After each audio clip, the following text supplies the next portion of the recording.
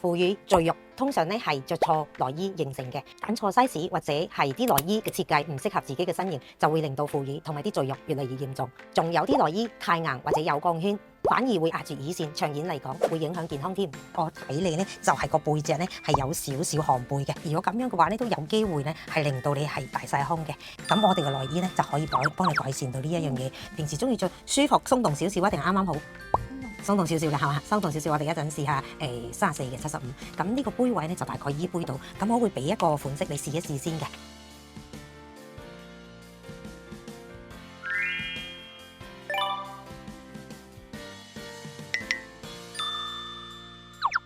咁你自己望一望個鏡，你覺得有同你之前自己着開嗰啲係有咩分別？